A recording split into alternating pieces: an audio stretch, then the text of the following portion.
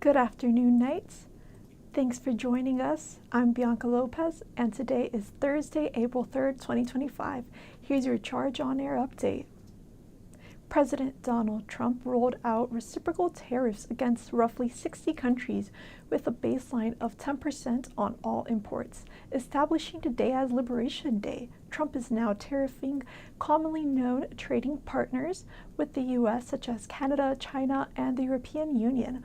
With these countries seeing higher tariff prices, they also plan to increase tariffs against the United States as well. The pandemic changed nearly every aspect of daily life, and education was no exception. Reporter Manuela Salinas tells us how both students and professors are adjusting to a new era of learning. Before 2020, attending class meant physically sitting in a lecture hall, taking notes, and interacting with classmates. Then COVID-19 changed everything, and its impact is still felt, reshaping how students and professors experience learning and teaching. Amy, a Schoonmaker, a UCF Modern Languages professor, experienced that post-COVID transition firsthand. She says one lasting impact is Materia, a game-based learning tool she adopted when in-person classes were suspended. So this was something that we started implementing during COVID and stayed, and I actually took it to all my classes. I use it in my graduate courses, my domestic students, international students, and it was something that I hadn't thought. I mean, I liked the idea, but I had never really implemented it in my course. And I think because of COVID, we wanted students to be more engaged. We brought this in, and it's been a success. 5 years ago, this always looked exactly like this, empty. No students, no lectures, and just silence. And instead of classrooms, learning happened here. For months, students and professors adapted to online education, but even now, for some, learning hasn't fully returned to the way it was. Card Cordova UCF alumni experienced both pre- and post-pandemic learning. While he believes that education was never the same after COVID, he says that online classes help him prepare for the remote job he has today. Comfortable with technology, or right now there's a lot of remote jobs, so learning online was kind of like having a job, but you're studying. Although the pandemic might be over, its impact on education is still felt. Schoonmaker believes that the COVID experience has helped everyone get ready in case another emergency comes their way, ensuring their learning can continue even in tough situations. In Orlando, Manuela Salinas, The Charge on Air. As education continues to evolve, it's clear that the lessons learned during the pandemic will shape the future of learning for years to come. Forever 21 joined several other fashion retail stores filing for bankruptcy. Charge On Air reporter Grace Rodriguez tells us what's next for the industry. It's no secret that online shopping has changed the game for retail. One study done by NPR shows that 76% of U.S. adults are online shoppers. Just recently, retail and online chain Forever 21 filed for Chapter 11 bankruptcy. This follows Joann Fabrics, who filed for a second time in January, and Party City, who also filed for a second time last December. Warren Daniel is a senior information technology major and member of the Fashion Society, who says people should follow their own styles. They should just hone in on their own styles instead of constantly buying new things. Just recycle what you already have. Online shopping and fast fashion can be to blame for these closures. Many of us have closets just like these, full of clothes we'll probably never see again. I bought these at one point to follow a micro trend, but I don't think I'm wearing them a second time. And I would definitely not wear this hat again.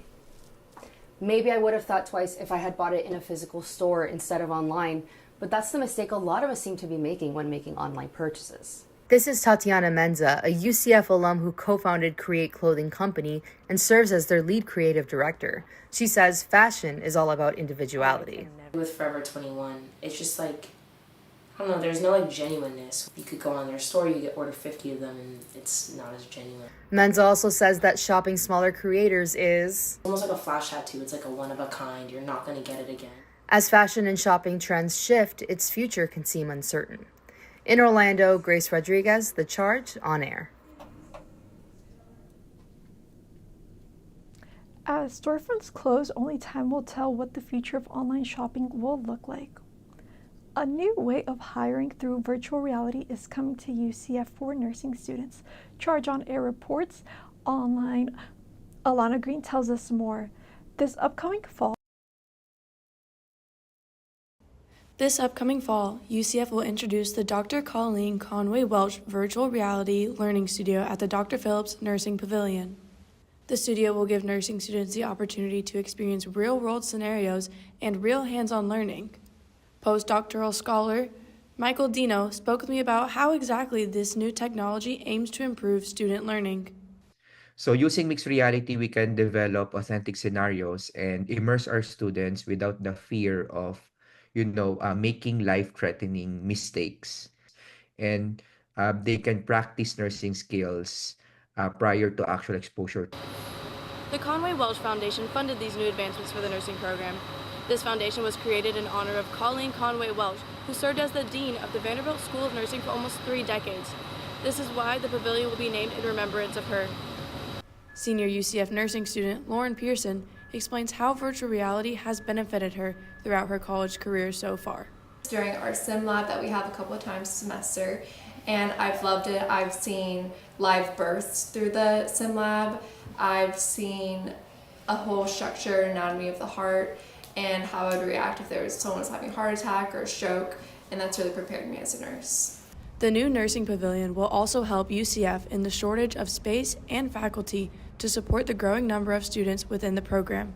In Orlando, Alana Green, The Charge on Air. this new virtual reality learning studio will be located at the Academic Health Science campus in Lake Nona. UCF students are on edge after a recent crackdown on college protests by President Trump. The Charge on Air reporter Jack Hansel tells us more. Students are under attack! What do we do? Stand up, fight back! Since President Donald Trump set a new agenda to crack down on college protests, there has been at least 12 arrests of students and faculty members on college campuses across the country. Fabian Ramirez is a member of the Young Democratic Socialist Society at UCF. He says the administration's threats encourage him to continue being an activist. Yeah, I think this is a really important time of making university campuses a place of constant political struggle. So what qualifies an illegal protest? UCF political science professor Aubrey Jewett says the vague term has dramatically shifted in recent years. At the state level, they have passed laws here in Florida cracking down and specifically talking about where you could do a protest, how loud it could be, you can't interrupt classes, you can't be too near classroom buildings, you have to get permission if it's going to be a large thing, you can't stay overnight. Apparently at the national level, it looks like they're going to start trying to crack down as well. Market Day at UCF is set for every Wednesday right here outside the Student Union. And according to the Florida Campus Free Expression Act, organized protesters during this time on this day are at high risk of being labeled substantial disruptions, which could lead to legal action.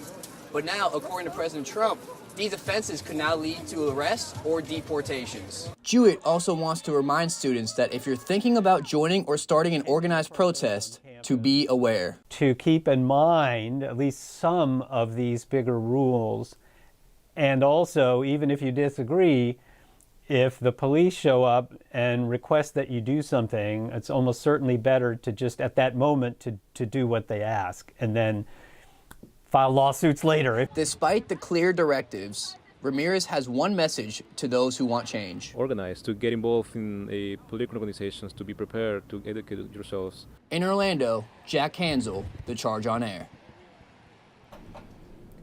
In Orlando, no members of Florida universities have been arrested since the president's Truth Social post. Now let's take a look at today's weather forecast. Today's high is 88 degrees with partly cloudy skies and a 13% chance of rain, so you might need an umbrella this afternoon. Tonight's low is sitting at a warmer 76 degrees. Tomorrow's high is also 88 degrees with partly cloudy skies. We have a 15% chance of rain in the morning until about noon, but don't worry, we'll see blue skies for the rest of the day. That's all the time we have for now. Make sure to keep up with all that's happening throughout the week by following us on Instagram at The Charge News, and check back here tomorrow for another news update. I'm Bianca Lopez. Thanks for watching and have a great day.